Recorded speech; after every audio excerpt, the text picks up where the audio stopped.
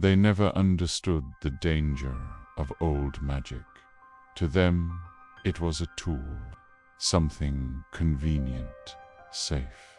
Even the brightest among them, the self-proclaimed heroes, treated the Room of Requirement as a harmless curiosity, a trick of Hogwarts, an enchanted pocket for their secrets and schemes.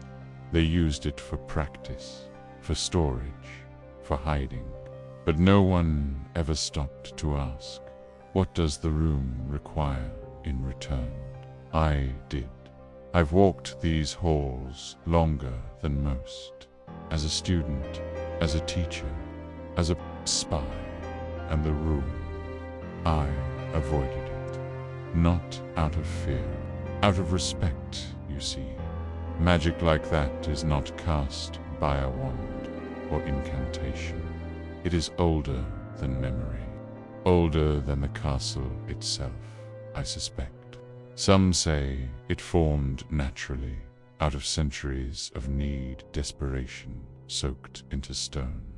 And desperation is a dangerous foundation for magic. It was in my 5th year, long before the Dark Lord rose to his full power, that I first found it. I was running, not from a professor, not from authority, from James Potter. He and his pack of fools had cornered me outside the Transfiguration courtyard. They laughed, as they always did, as they hung me upside down for all to see. My wand had been knocked aside, my dignity with it. When they finally left, triumphant, I staggered into the castle bleeding from the lip. Pride shattered. I didn't know where I was going. I just needed a place, and the door appeared, smooth, silent, a seam in the wall that hadn't been there by a moment before. Inside, it was dim, a single chair, a basin of water, a rag for my face. It offered nothing more than what I truly needed, to be unseen. I used the room only twice more in my student years. Both times it gave me what I needed, and nothing I wanted. Once, a quiet place to brew alone, when Slughorn refused to give me after-hours access. Another time, I went in angry, furious at Lily, furious at myself, furious at the world. I needed answers. I needed peace. The room gave me a locked door, and behind it, whispers I could not decipher. I never returned, not until years later, when I was headmaster. By then, the war was well underway. The Dark Lord had returned, Dumbledore was gone, and the students, they suffered for it. I did what I could. It was never enough. I heard rumors, small ones, at first of a resistance building inside the school. Whispers of secret meetings, of Neville Longbottom, of all people, showing leadership. I allowed it, not openly, not directly, but I ensured patrols never ventured far into the 7th floor corridor. I ensured certain doors remained unlocked, because I knew what they were using. The room. It had given them a sanctuary. Once again, food, warmth, safety, all things Hogwarts wanted for them. But I also knew the room doesn't just serve, it watches. The day it turned against them, I felt it. There was a ripple in the castle, an unease. Even the portraits fell quiet. Peeves vanished. The staircases halted. I walked up to the 7th floor myself. Alone, past midnight. The door wasn't there. I paced 3 times, carefully. I need to see the room. I whispered, Nothing. Again. I need to see the students hiding inside. Nothing. Then, almost as an afterthought, I need to know what the room remembers. The wall shimmered, and the door appeared. I entered. It was not the room they used, not the havens, not the cheerful mess of hammocks and stolen honeydukes wrappers. This was older, darker. This was memory. The room was showing me itself.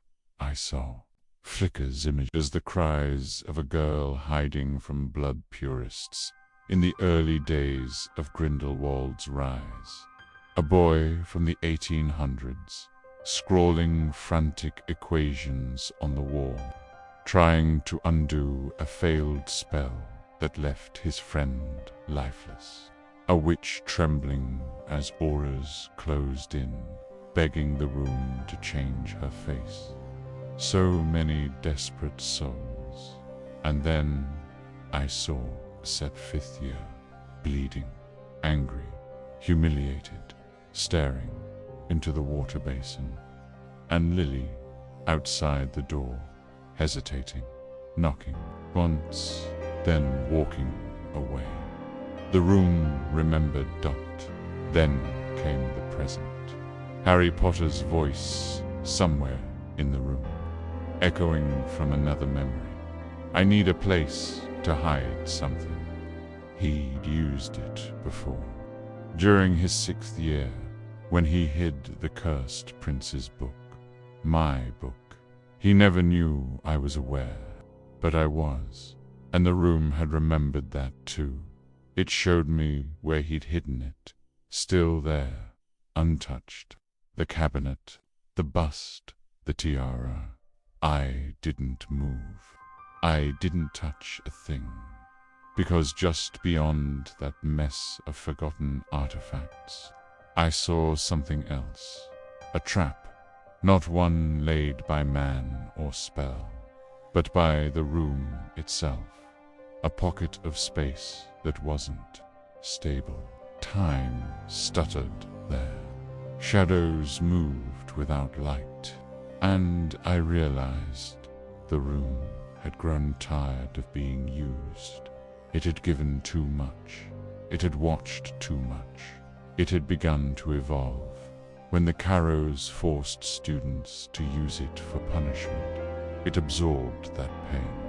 When rebels used it to escape torture, it absorbed that fear. And when the Battle of Hogwarts began, and everyone came running to it again, crying out for what they needed, the room began to choose.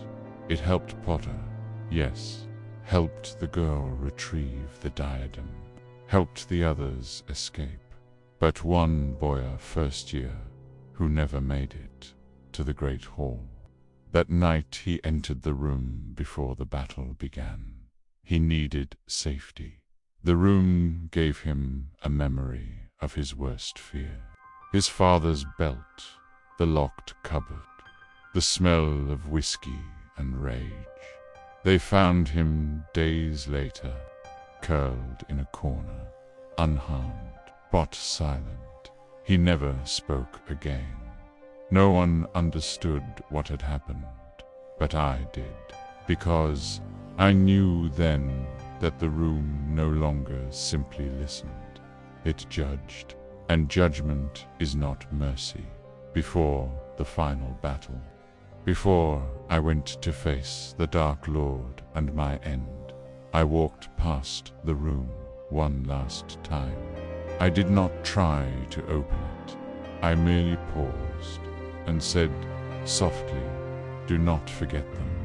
I don't know if it heard me or if it cared, but sometimes, late at night, in that war-torn castle, I swear the stones still shift up there, as if the room waits for someone new to ask for something.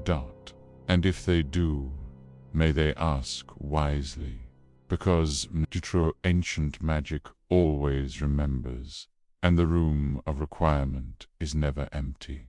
It's only waiting.